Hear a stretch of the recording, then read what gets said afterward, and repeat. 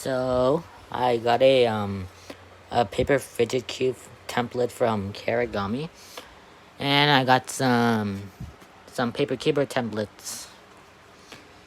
So I'm doing the paper fidget cube first.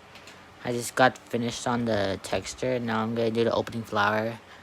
Then the next day I'm gonna do the pop socket and the slider. And then the next day I'm gonna do the buttons. So yeah, stay tuned to see the finished result.